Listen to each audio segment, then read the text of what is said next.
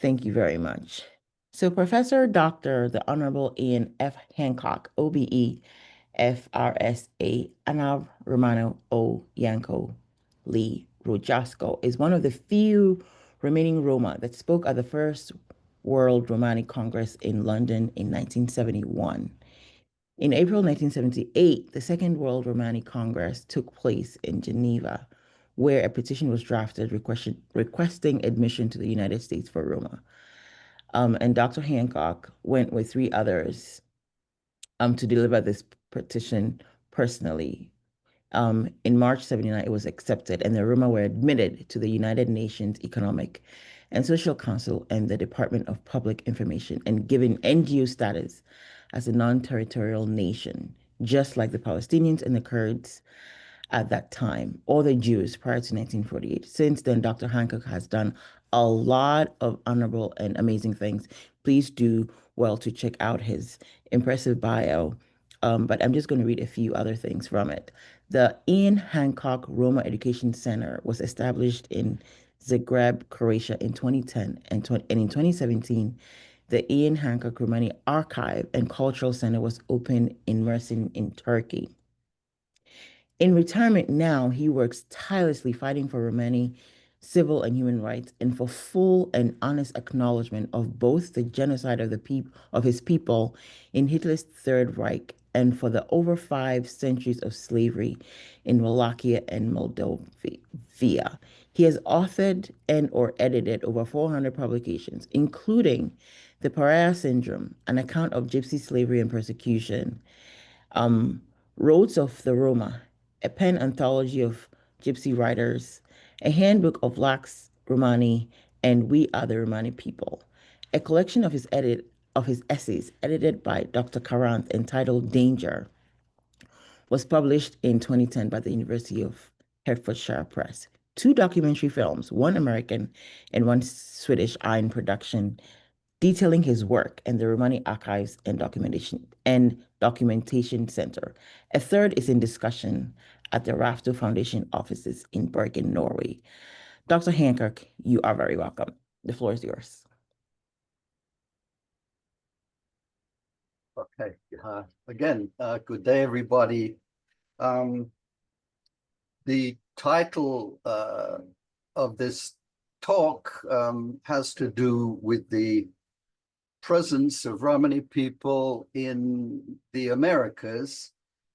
But before I can get to that point, I need to give you a little background about who and what we actually are. This is an ongoing problem that we deal with constantly with journalists, novelists, and so on. I want to read a couple of things to make my point before I go on. This is an internet source called The Gypsy, which tells people going on there that, quote, gypsies are normally dark-skinned with bold flashing eyes. It is not unusual to find golden or crimson-haired gypsies. Most gypsies live in traveling wagons called vardos. The campfire is the center of gypsy family life. They are prized for their remarkable psychic abilities and the gift to attract good fortune or upset life with a curse. All are born with such gifts, but what makes their powers so innate is their reluctant relationship with nature. That's one. In Linkletter's Picture Encyclopedia for Boys and Girls, it says, because of their strange dances, romantic songs, and wandering life, the gypsies have always been thought of as mysterious and exciting. A magazine called Disney Adventures, the magazine for kids, is about a condition called gypsyitis. the symptoms of gypsyitis are an urge to run away from it all and dance around the dandelions and being footloose and fancy free instead of being a normal button down rules and regulations kind of person. And this is the problem. We are seen as a behavior and not as an actual people. You will remember, if you're old enough, the song Gypsies, Tramps, and Thieves. Being a tramp or a thief is a social condition. It's not an ethnicity. New York Magazine included the line,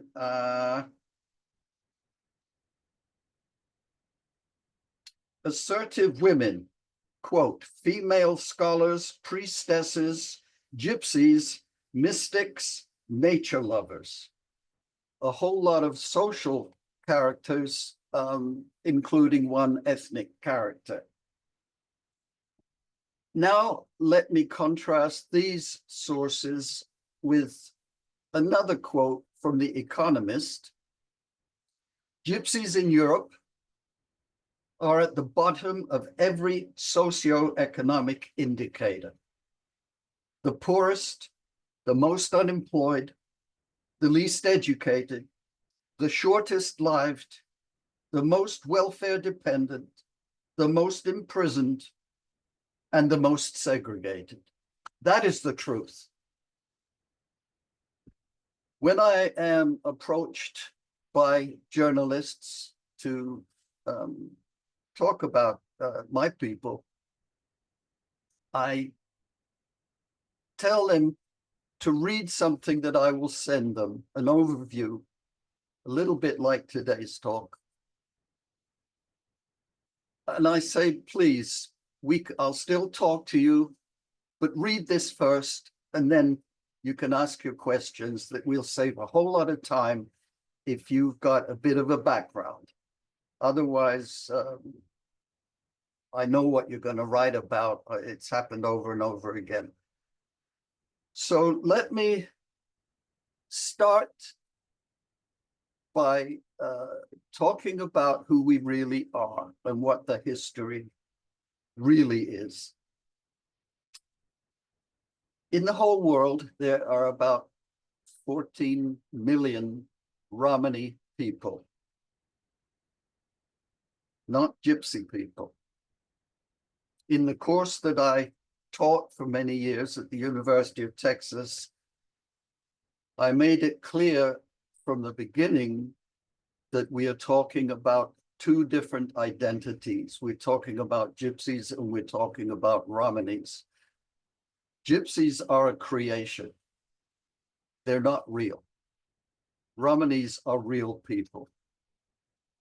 The gypsy image is the result of very many factors, which I can say a bit about in a while.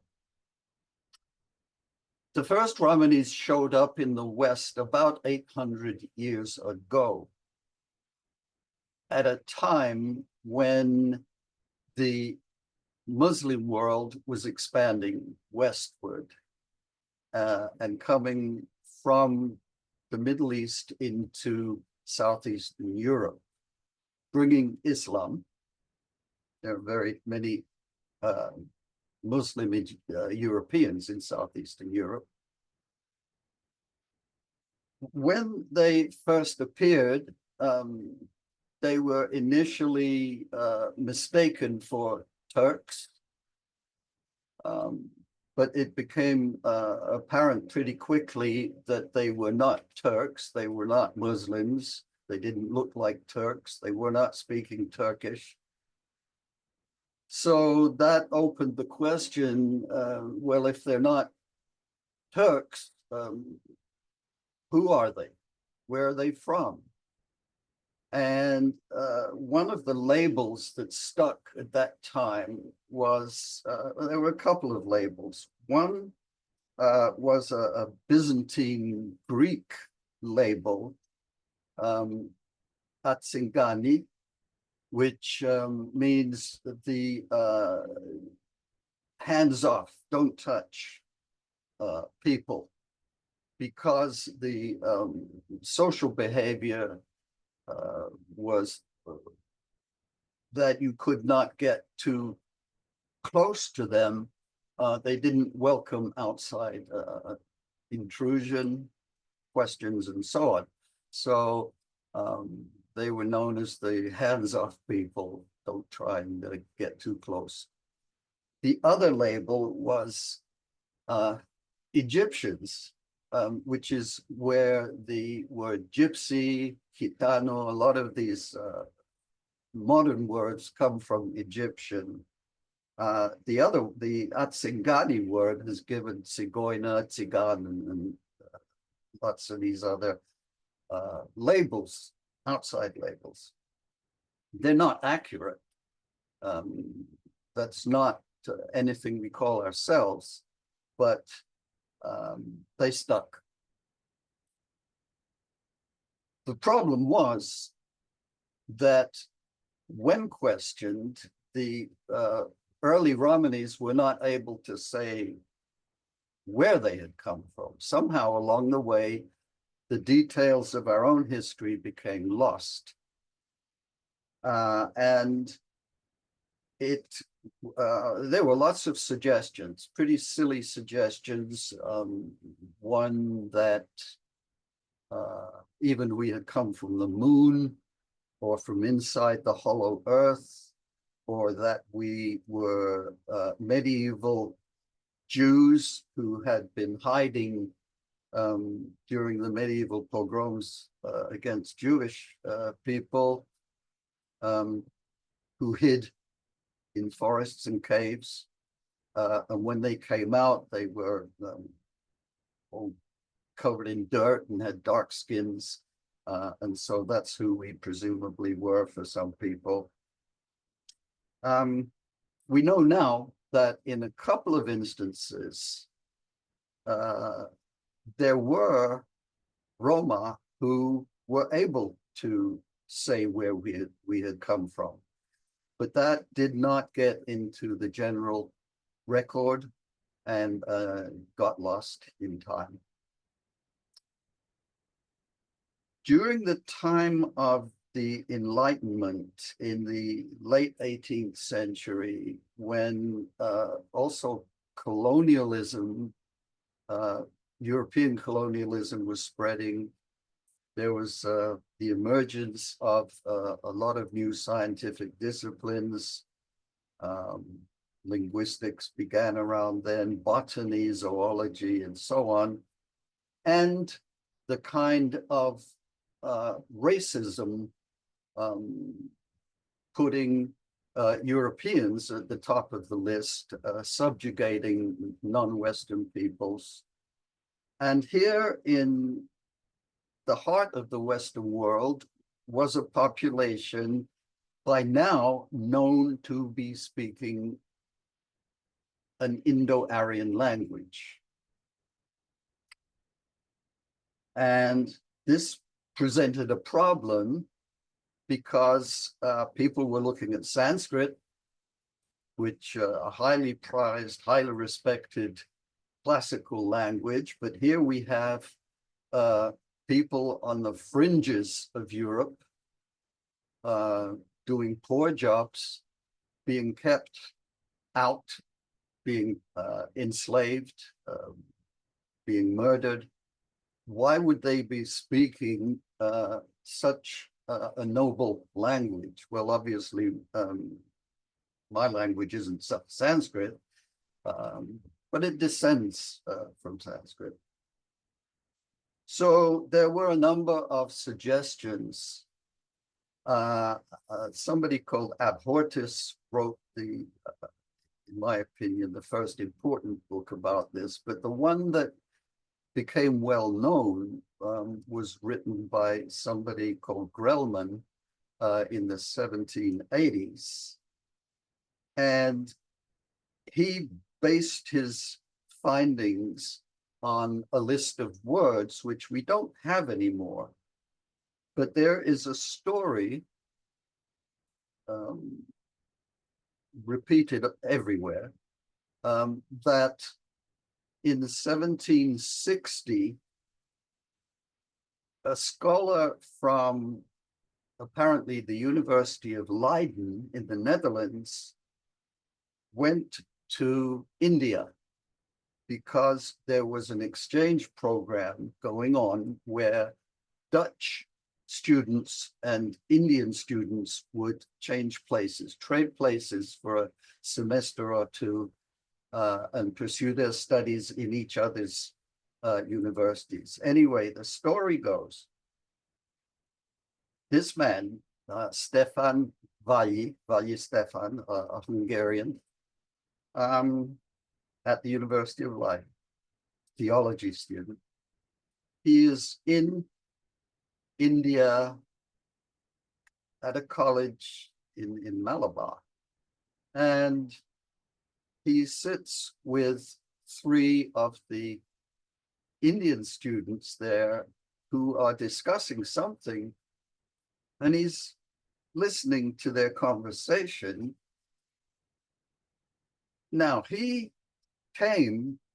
Valley came from a wealthy family in what was today Hungary, the Austro-Hungarian Empire, a town called Győr, which employed a lot of Romani laborers. And he had spent time amongst the laborers on his family's estate and picked up quite a bit of the Romani language.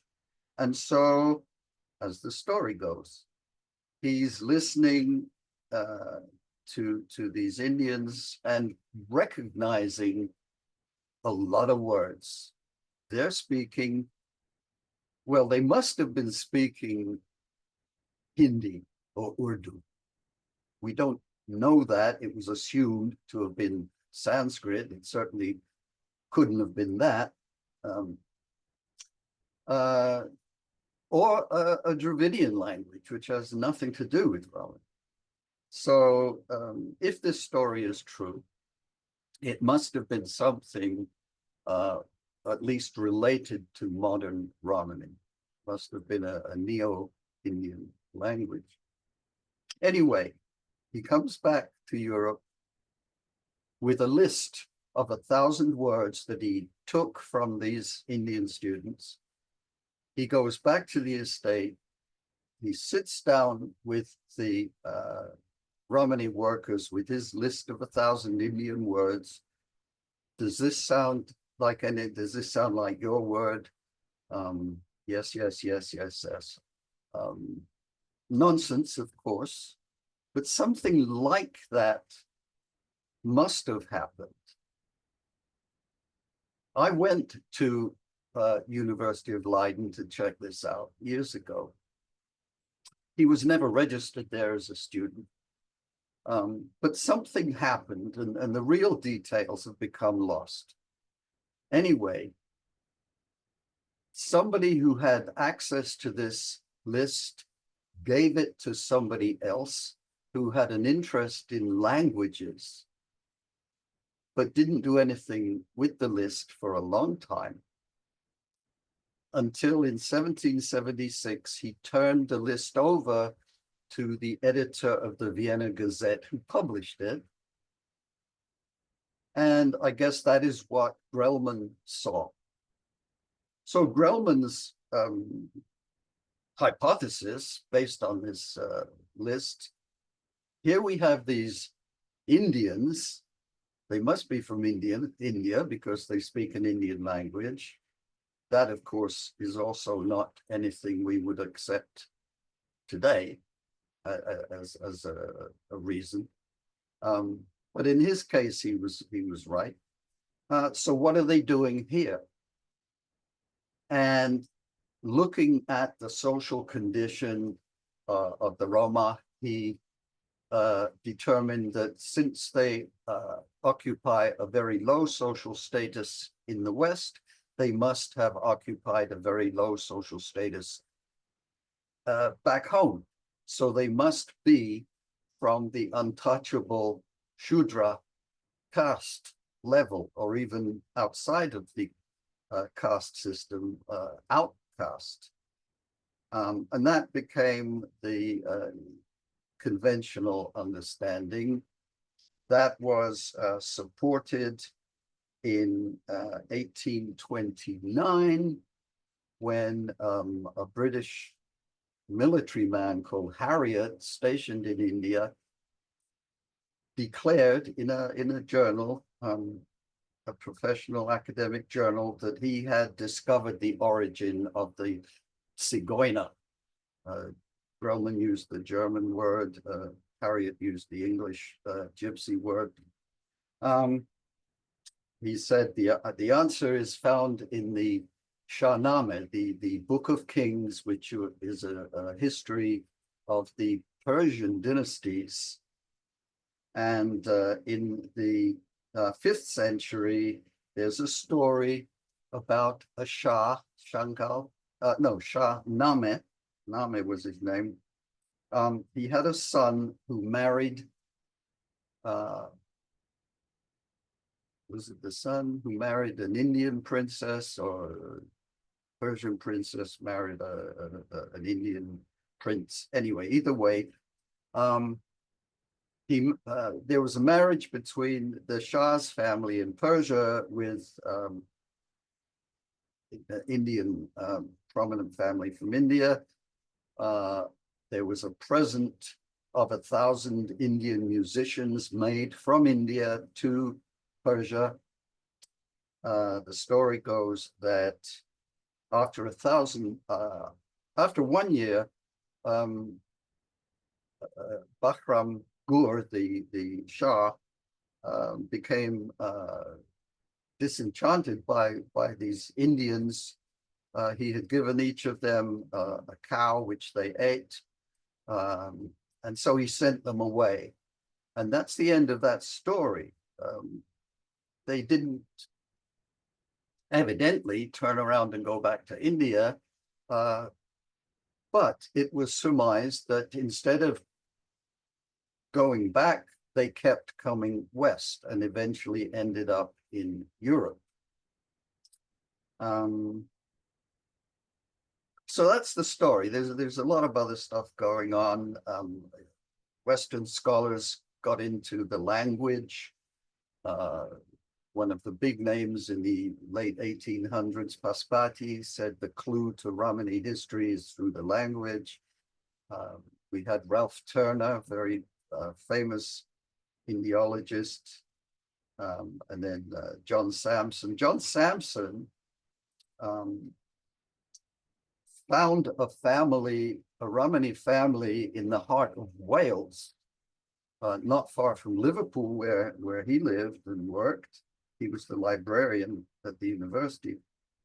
And he compiled a grammar and dictionary, magnificent piece of work. But the argument between these two was where Romani belonged linguistically on the tree. But still, this idea of a history from the starting with the migration of these musicians.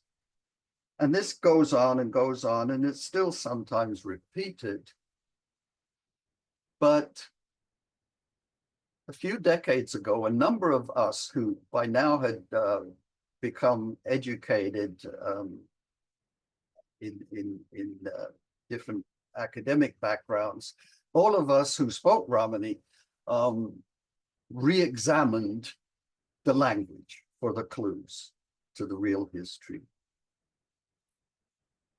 If we look at the language, coming back to Paspati, we look at the language, we find that the closest links with languages in India are with those spoken in the northwestern part of the subcontinent.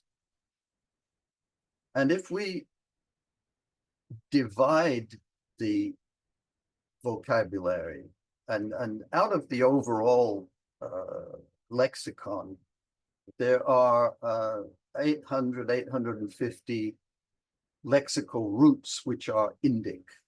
On top of that are words from other languages on the way west. Anyway, if we look at these words, a lot of them are in fact military words, words for different weapons, words for slave, soldier, and so on and so on and so on. These are all words that were there from the beginning.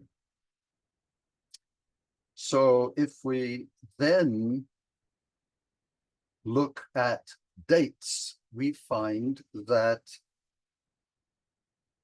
just like, for example, the Romance languages, which at one time had 3 grammatical genders and then lost the neuter, this also happened in the Neo-Indic progression, where Middle Indic had masculine, feminine, neuter, but around 1000 we get a loss of the neuter gender, and we're left with just masculine and feminine. Romani is a 2-gender language, not a 3-gender language. So had it left India before AD 1000, it would have left with 3 genders.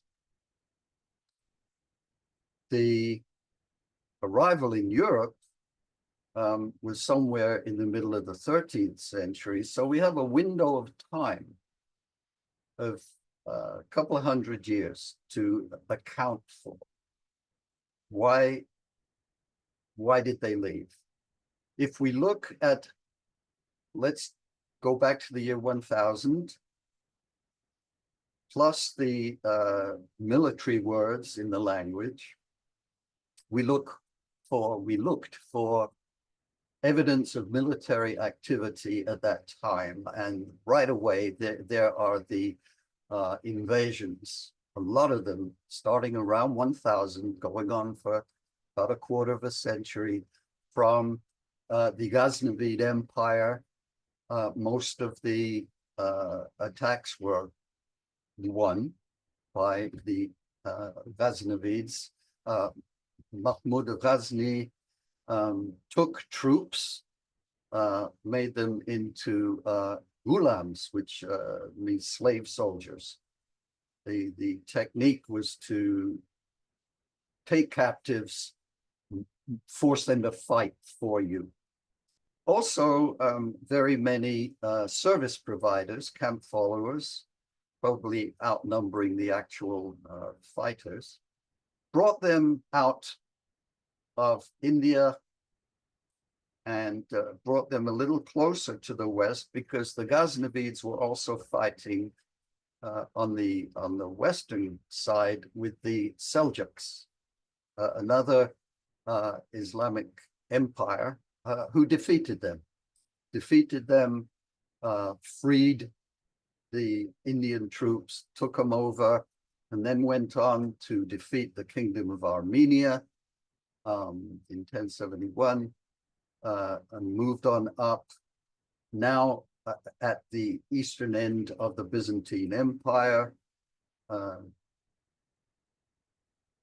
Byzantine Empire was taken eventually by the Ottomans, who pushed them out and moved up into Europe, pushing Roma up into Europe.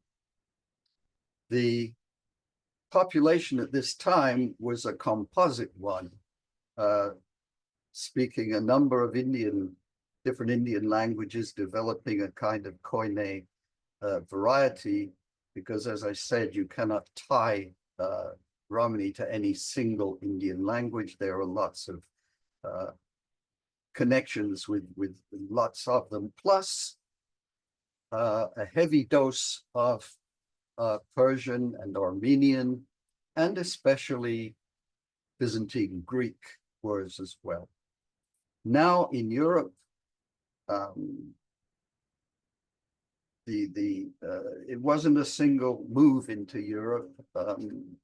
Over a period of time, the earliest going as far as they could up into Europe, being first at least written about, observed in the 1400s. But in the southeastern area, which today would be Romania, Bulgaria, they were kept for their skills, which became so important.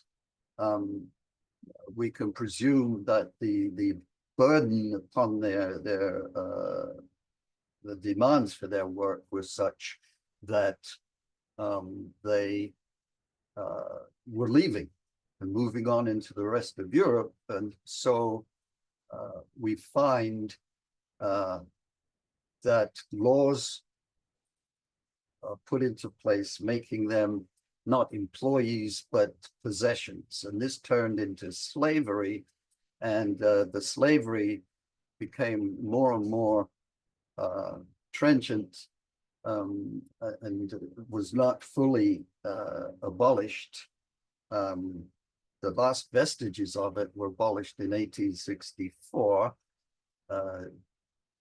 Moves started to be made in the 1850s, but in 1864, some of the last laws were changed. Didn't change public attitude towards Roma, Tsigane. The word Tsigan became the word for slave. But this is important, the fact that the enslavement ended at that comparatively recent time, because it has a bearing on the Romani presence in the Americas. So now we have a Romani presence in Europe from the late medieval period. And we have to look at that time when here is a scattered people not being allowed to stay anywhere, because ownership of territory was absolutely essential to national identity. The word nation for them meant a physical place. If you didn't have one, you were always outside. You didn't belong. You were suspect. You came from somewhere, but you're not us. Also, you did not look like us. The first records we have are church records. They wrote things down. And Christianity had this idea that white was pure, black was not. And so there were comparisons made with the dark complexion of those early Roma with sin and so on. Also, this cultural aspect of not letting people get too close. Ask questions, you mislead them. You don't want them around. There's a reason for that too, based in the caste system and ideas of purity and impurity. But that's a different discussion. So here are people who were not Christian, had no country, didn't want to get close, didn't look physically or how they dressed like the rest of us. These were all reasons for the antagonism and the desire to get rid of them, which is still very much a modern desire, an increasing desire in the world we live in now. So once the Western Europeans had started to look for different ways to get to the trading centers in the Far East, no longer able to go through the Middle East along the Silk Road to the Indies, to Cathay, they looked for other routes by sea from Western Europe, Portugal, Spain, and so on.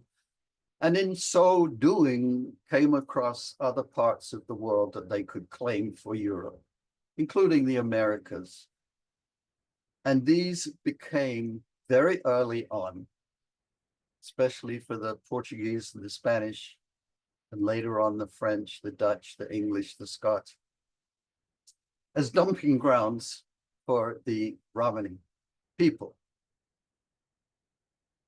Also, we have anti non-Christian activities going on. In Spain, the Inquisition was a move to get rid of three non-Christian populations: Jews, Muslims, Moors, and Roma, who they called Gitanos, another word meaning Egyptians. And so the Inquisition led to transports to colonies overseas, the Americas, and also Africa, Angola. If anybody's wants more details about any of this, just email me and I can send you stuff about it. But shipments to Angola and even to Portuguese colonies in India.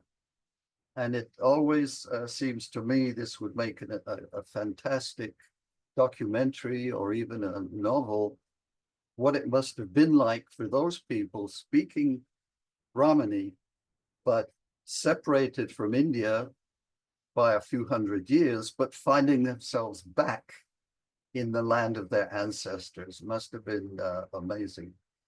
Anyway, we get these transports. There were three Roma on Columbus's second voyage or third voyage in 1498. So there's a presence in the West from those early years. The French sent Romanis, some to, we have some documentation to Senegambia, certainly to Louisiana. The Spanish did likewise. The English and the Scotch to North American colonies, to the Dutch, to New Jersey, Pennsylvania. There are references to the once arriving here in the Americas to getting together with the First Nations people in Pennsylvania, in Massachusetts, joining up with First Nations people against the white captors. Same thing in Louisiana, but not with indigenous Americans, but with freed African slaves. There is an Afro-European settlement in the Atchafalaya Basin in central Louisiana. There's Afro-Romani population in southern Arkansas, Oklahoma, northern Texas. A Cuban student at University of Georgia was working on another Afro-Romani population in Cuba.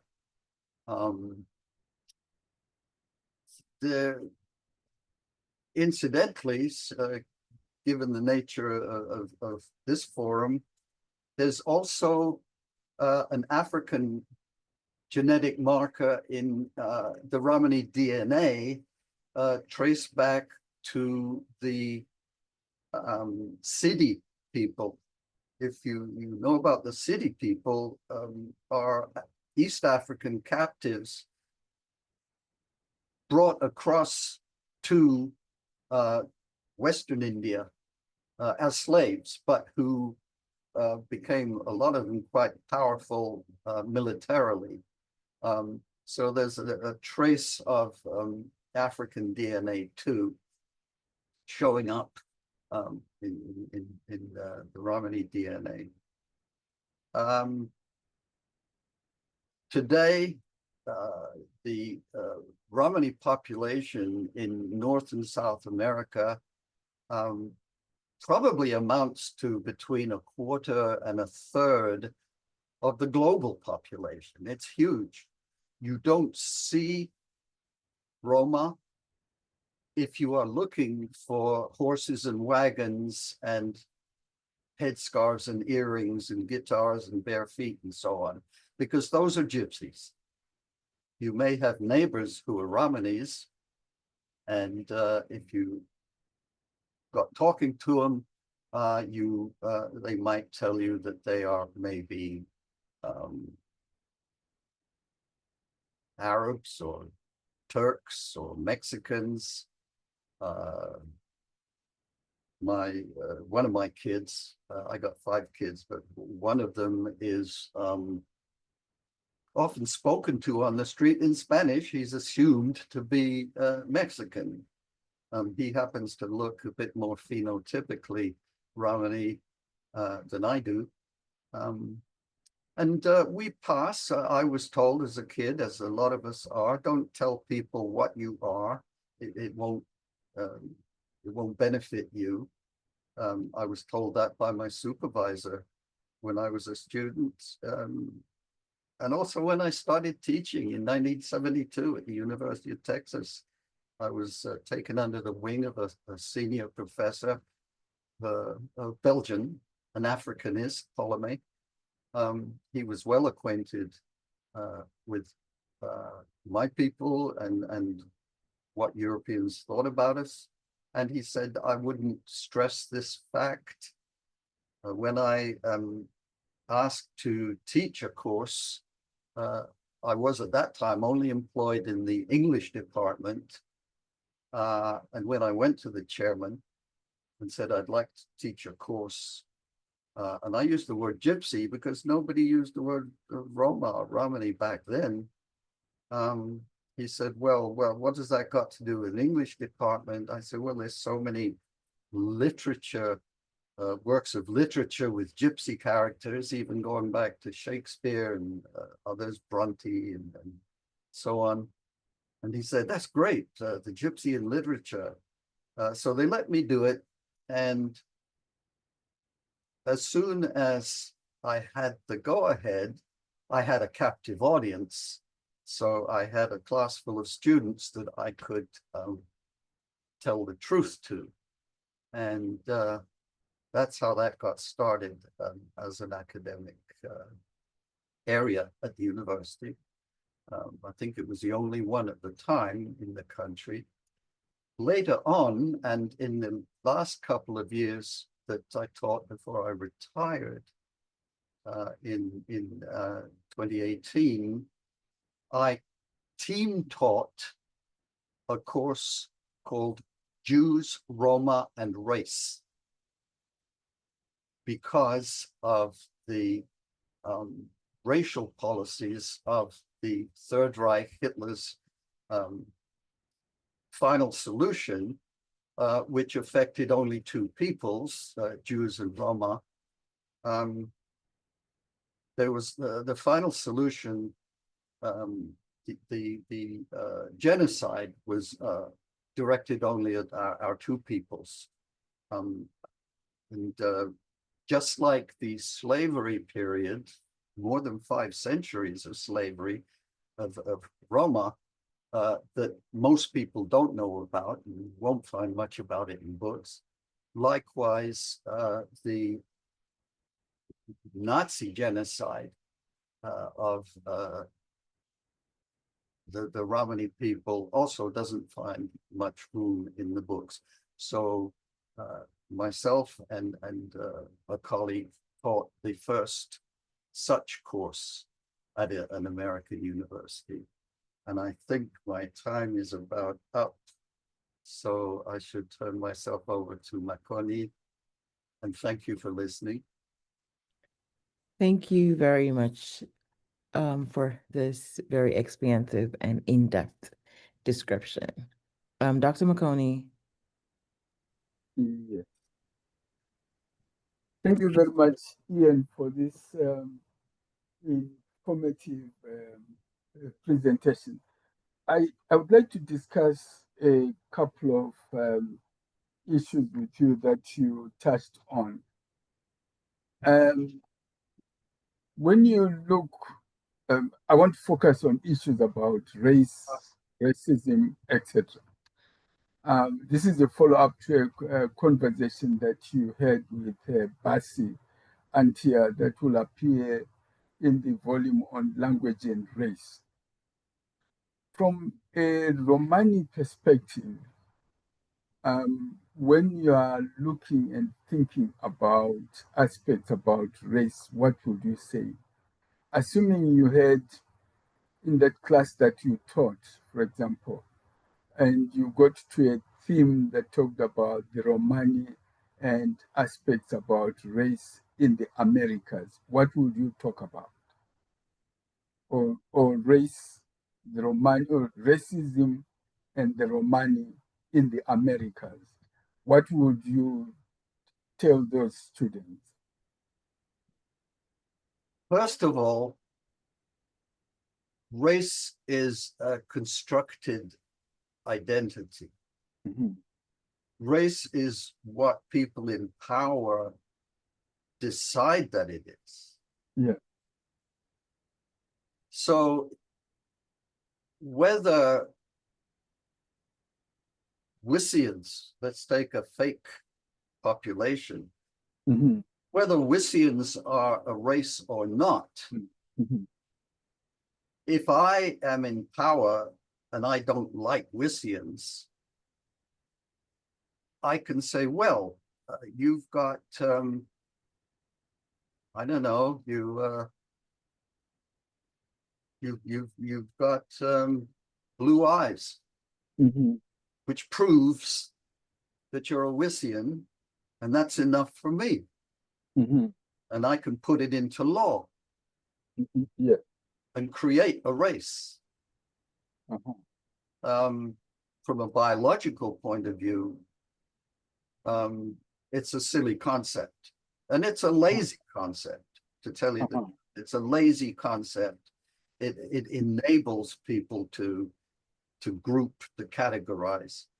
Mm-hmm. More important is ethnicity. Mm-hmm. Ethnicity is also a construct. What you speak is not genetic. Your language is not genetic. The only genetic thing about language is your ability as a species to produce a language. But all human beings have that ability. However, Mm-hmm. ethnicity is important. It's something you're born knowing about very early on. The language you are listening to around you, the minute you pop out, to a large extent determines who you think you are and where you think you belong. And where you belong is where other people who also identify themselves the way you do accept you as well. Mm-hmm. You are who you are because you belong to a community of people who think the way you do and see themselves the way you do. So you know what you are because of what you speak, how you dress, what religion, and to an extent, your DNA bloodline. That is very important, but it's not overriding. And you also know what you are by knowing what you are not, and that is very important. We know because we lost our history and we've managed to regain it, but most of us live in such horrible conditions that they don't most don't even read and write. So knowing what we minuscule percentage of academics know, they don't know. Mhm. Or they don't know who they know they are Tsigan, gypsy. They know all the bad words. But most of all, they know they are not Gaje. And Gajo is what we call people, a person who is not a Romani person is a Gajo or a Gaji. Mhm. They are Gaje. So there's this kind of negative sense of identity. We know who we are because we know that we are not them. Mhm. But trying to fill in the gaps about, in that case, who are we? That is still something we're working on. And yes, race may be, like you put it, a lazy category. What I was trying to get at is what are the social consequences for the Romani people for this lazy category? But that's not really where I'm trying to get at. What I'm trying to get at is if I were to be parachuted into the, if I were to be parachuted into a Romani family, for example, or a Romani cluster of families, what are the key issues and concerns and discussions that take place within that particular group? First of all, it would depend where Yeah. you landed. Mhm. If you landed in a Romani mahala in Moldova or Albania or somewhere, you would be regarded possibly as somebody from the government Mhm. checking up on things.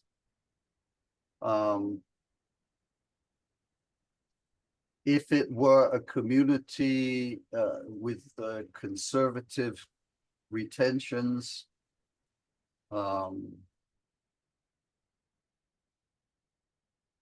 they certainly wouldn't speak English and you wouldn't be speaking Romani. They would wonder what you were doing, why you were there. They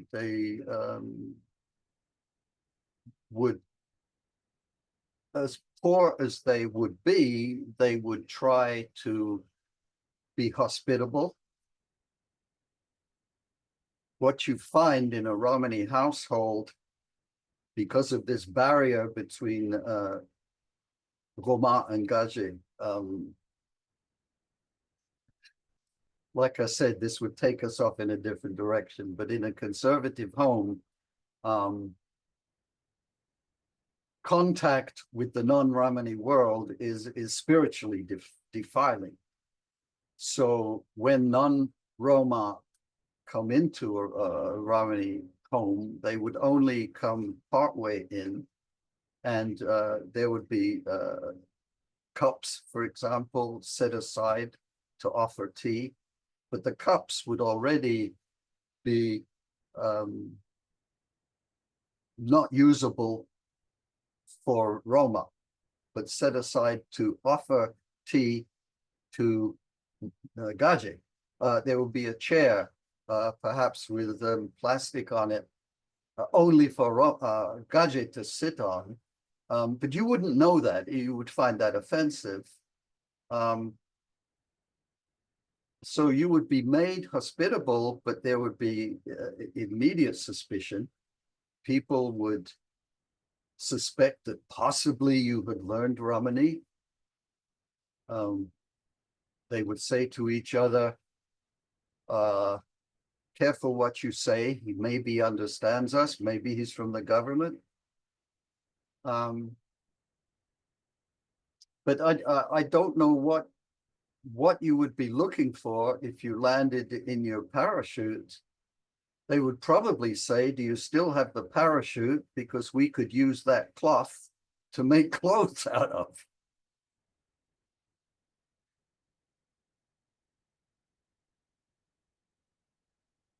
Can't hear you. Prof, you're muted. Okay. Sorry. Yes, you talked about how the Romani are scattered across the world, so to speak. Let's say in Pennsylvania, in Senegambia, India, etc. What is what is the nature of the relationship across these different Romani communities? What is? You mean from one community to another? Yes, yes. We are divided into a large number of Indaya. An Indani is a subgroup.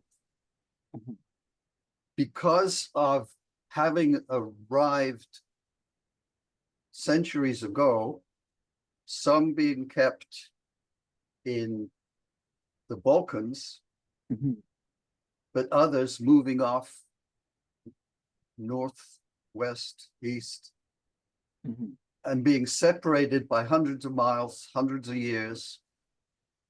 Each Indani has developed separately. Okay. So now my approach is to talk about core culture. Okay. The core culture is what was there at the time of arrival, which has to do with extent of Indian DNA, the language, the culture. Different Indaya have retained or lost more or less of all of these factors. So we have to contrast the core retentions with the acquired characteristics, which are not traditional. And these are different in different places. We are very much mixed. There's not a single Romani person on the planet who is 100% Indian anymore. It's ridiculous. So when, let's say, somebody from the Sinti Indani, somebody from the Roma Indani, and somebody from the Kalo Indani get together, they will say, well, you're not us. You're different. You don't speak the way we speak. You don't do what we do. We are the real Romani people. You have been affected by Gaji. But each group, each Indani is going to say the same thing about the other. The other one. Yeah. You don't speak our language properly. Even within one large group, there are divisions.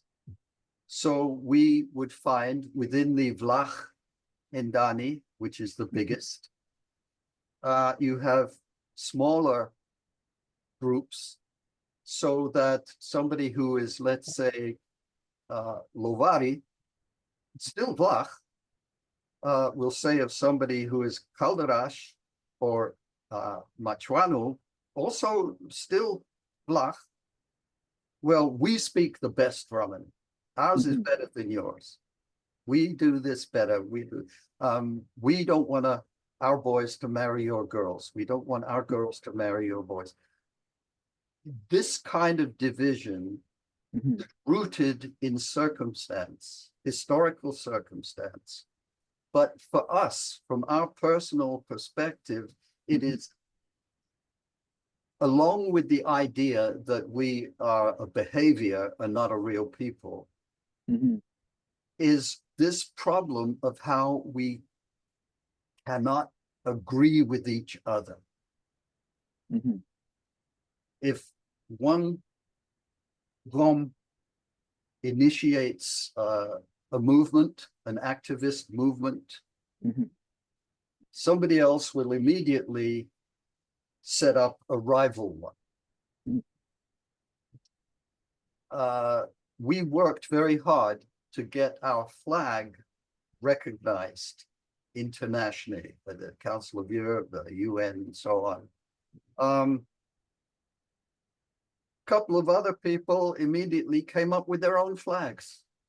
Even though we worked so hard and got one, when we got our very first appointee to the Holocaust Memorial Council, and it took a lawsuit to do that. We were exhausted and proud. The very next day after that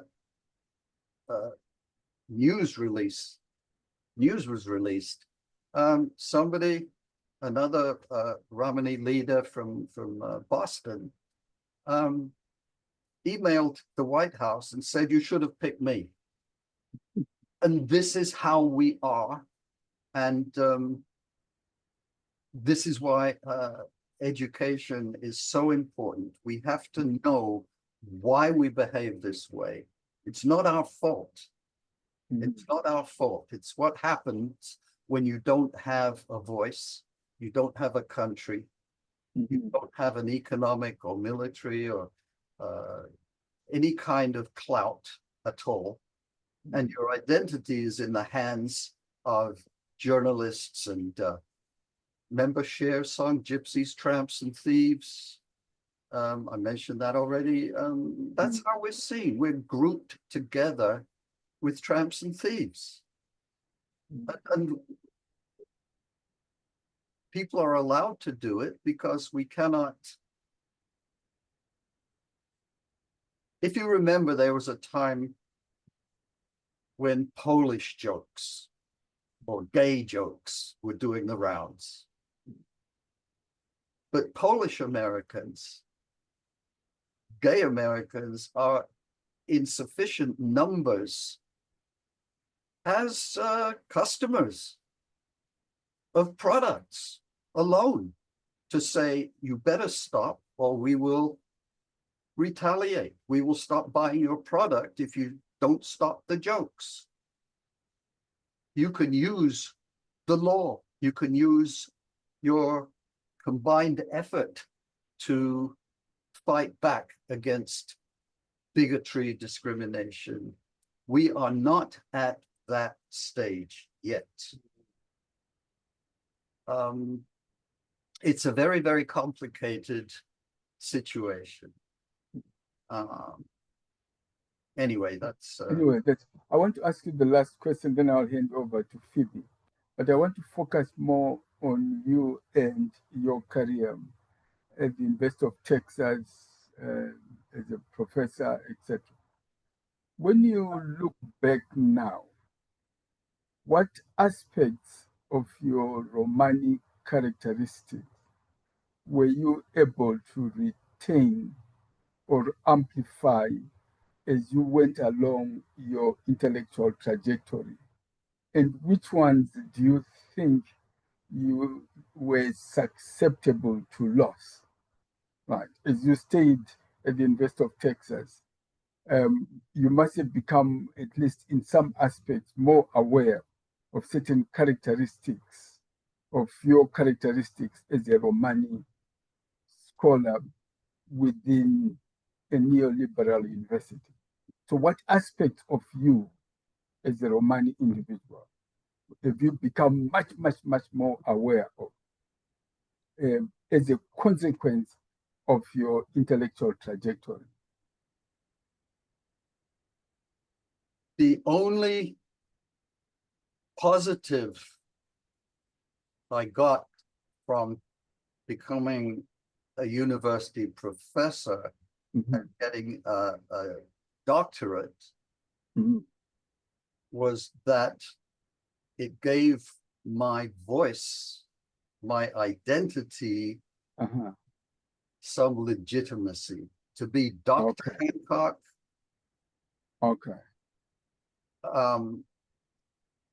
But that would have been the case whatever university I'd ended up at.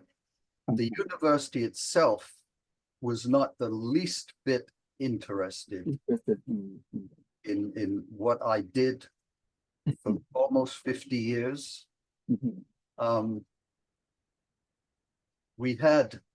I had put together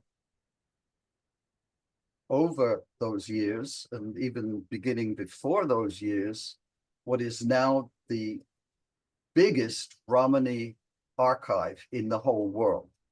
I don't know if you can see what's behind me, and in another room behind me. It was on the campus of the university. When I left, I had to take it with me. I had offered it to them with the proviso that a permanent course in Romani studies be in place. No interest. It's very painful. I pushed for a chair in Romani studies. A donor, a millionaire donor, was prepared to support it. The university turned it down. So now this archive is going to go to a university in Sweden. And I'm happy about that because Sweden is easily accessible by Roma, and that is what is important to me, and also non-Roma, from all over Europe and even from here. Whereas Texas is kind of off the beaten track, and most of us still live in Europe. And so getting to Sweden, short flights comparatively for anybody to make use of the Romani archive.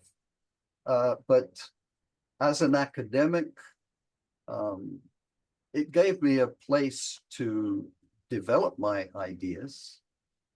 Over all those years, I think I only had 3 students of Romani descent, not even from Romani. Well, one came from an actual family. What we find are people who have discovered that they had some Romani once they got their DNA results. So out of all the choices, most of which living here are Irish or German or Italian or something, and there'll be a tiny bit of South Asian or something, and they decide they're suddenly Gypsy, and it's a more appealing ethnicity to assume.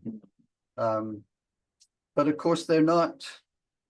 That doesn't qualify them any more than it qualifies somebody with a bit of German ancestry to actually be a German. It's still a nebulous identity for most people. Okay, thank you very much, Ian. Let me hand over to Phoebe because there are a number of people who would like to engage in a conversation with you. Phoebe. Thank you very much, Dr. Hancock.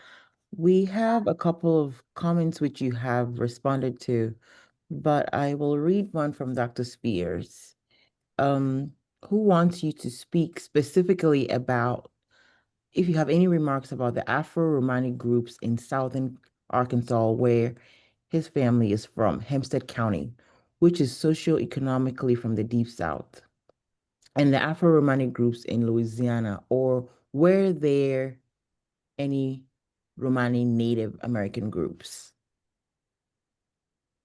Hi, Arthur. Hi, how are you? Still Good to see you. Good to see you too. The Afro-Romani population, first of all, the one in Atchafalaya, I have not visited. Joe Dillard, remember him? Yep. He did visit them. They were not very friendly. They don't communicate either with the Romani population in Louisiana, which is considerable, or the Black population in Louisiana. They just all to themselves. in Arkansas and northern Texas and southern Oklahoma, up around Spiro, and right on the border, there are a number of families. The Ndani, in particular and exclusively, are Romani Chal, which are, or who are, those who were sent out of England in colonial times. So not Vlach. Vlach started to come here separate, much later migration after the abolition of the slavery. The Ramichals were being shipped out as slaves at a much earlier time. But they are still very much in evidence. We have a large Ramichal population right here in Central Texas, where I live. And in my family, those who are still back in Britain also are mixed Black Romani. My wife is African American, so I've got Afro-Romani kids. It's not usual, but it's not insubstantial. So, just very briefly, were you in contact with the Afro-Romani group in southern Arkansas enough to see if they had a distinct identity from the surrounding community? Absolutely.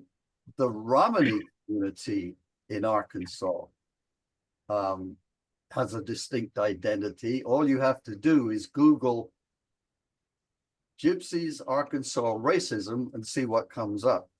Oh, now are they specifically the Afro-Romani population of Arkansas?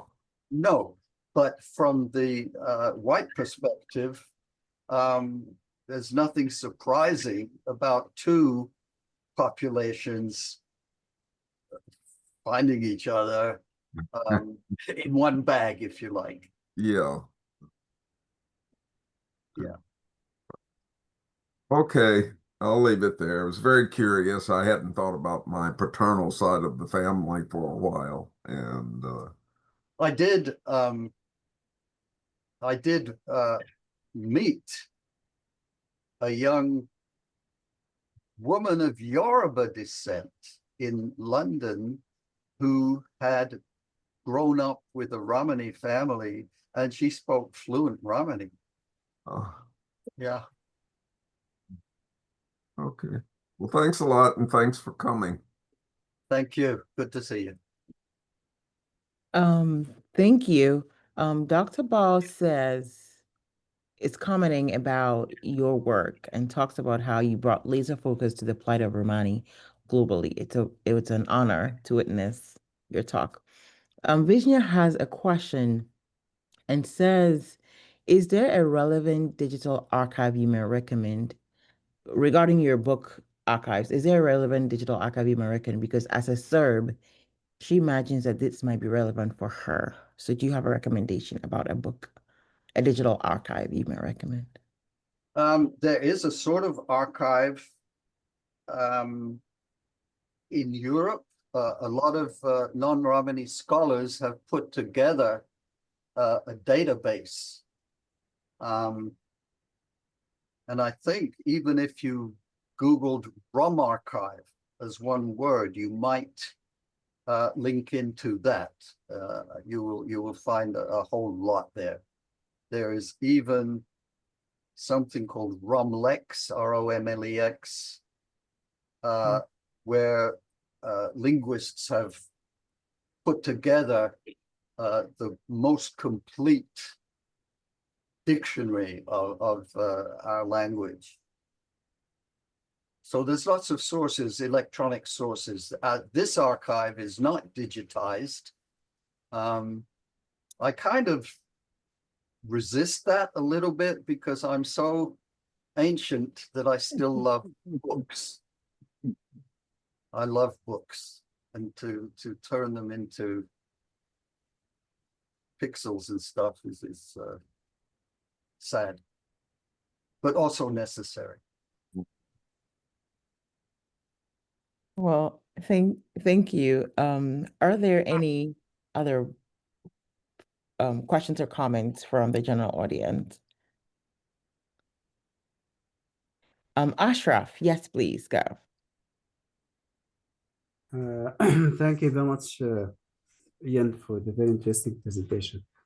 I need to ask about the following point. I need to make the point and then to raise a question through this point. Throughout the presentation, you've been talking about the Romani as a distinct identity. And you said you've been searching for who really, use the word really, are these people and their real history as well. My question is, what are the strategies or the interaction practices which are used to produce this real distinct identity? The point here is that it seems like I know sometimes we need to strategically essentialize. We need to essentialize for specific political or ideological purposes. But here, for example, you've been talking about the Romani through English. So English language itself here in this context is used to produce that kind of distinct, between two brackets, homogeneous, real identity. You see the point? So don't you think in this sense, Romani as an identity itself imagined through non-used, I forgot the word, the term which you used for the non-Romani. I mean through the other. Without the presence of the other, there is no way for you to talk about the Romani as a distinct identity. The second thing is about the trajectory itself, or trajectories of those contexts. How did they shape who you really are? I mean, what about hybrid identities, for example? Do you think you have a hybrid identity? And Yes. Yeah, and about also mobility. Mobility is projected as an exception, while stasis is projected as the default. So where do you stand from this dualism, which is itself problematic? Thank you. Okay. That's a complex set of points and questions. As I said, our overriding sense of identity is the negative identity, that we are not Gaji.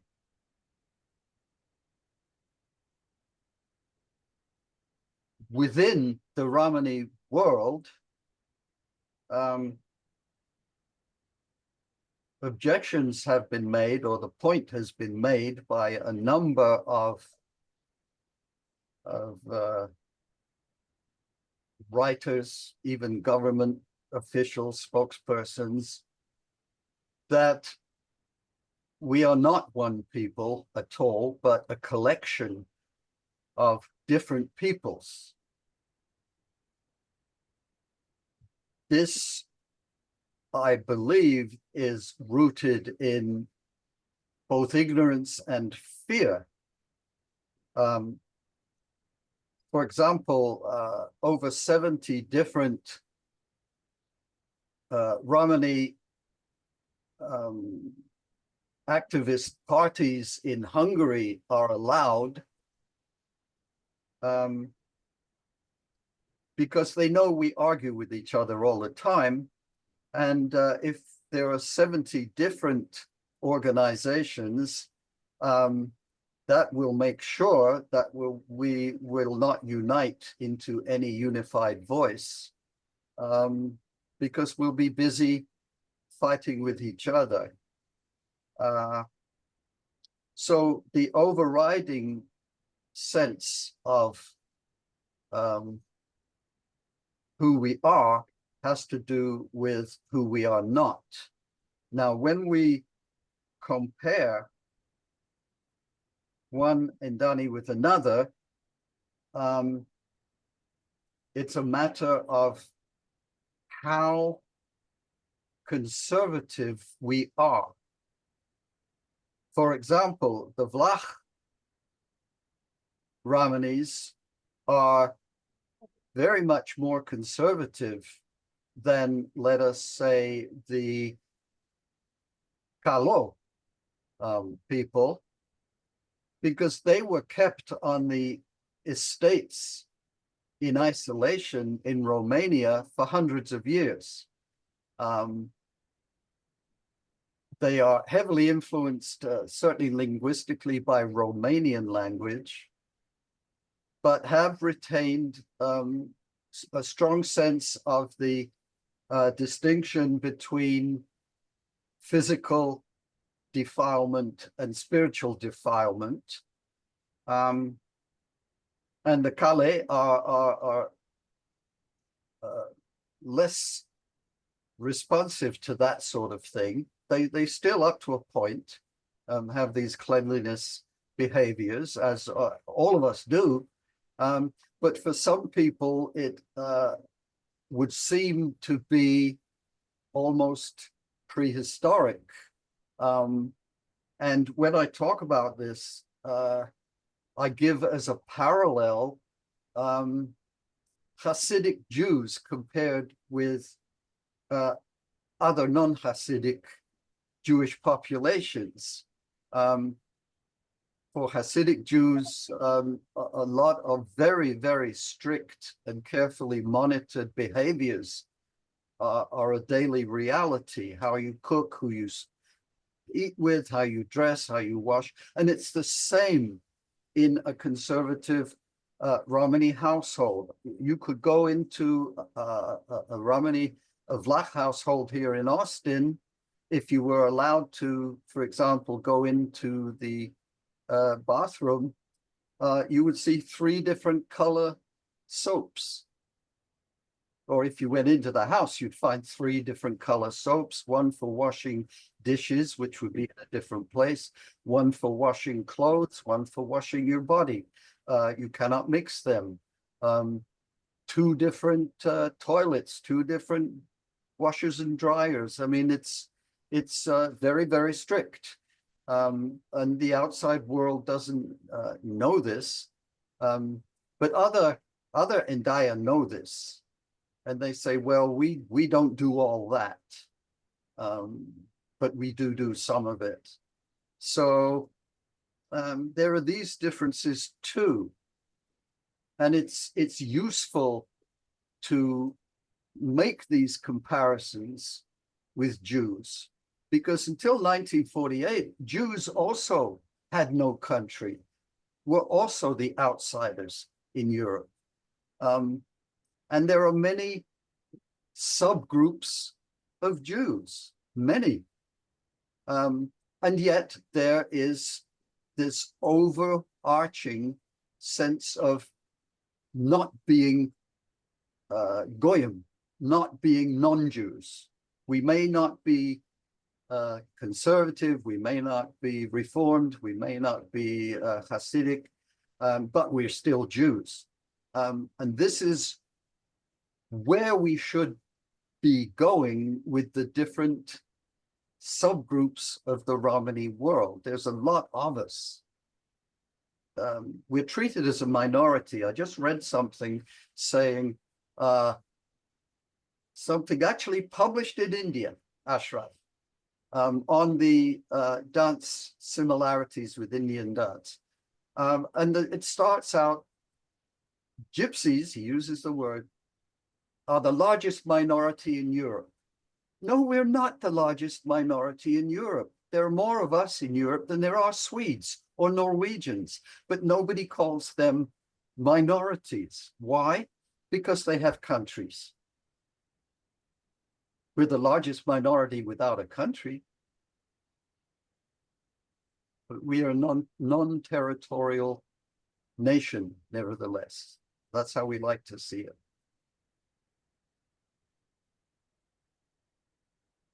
Thank you. Thank you for that explanation. Is there anybody else who has a burning question or comment before we go into our after party? Hi, I'm sorry, I just wanted to thank you, Dr. Hancock, for the talk. And like my brain cells are all sort of like making sense of a lot of things about my own culture that really, really resonate with Romani culture. And yeah, I just wanted, it's more of an appreciation comment. So thank you so much.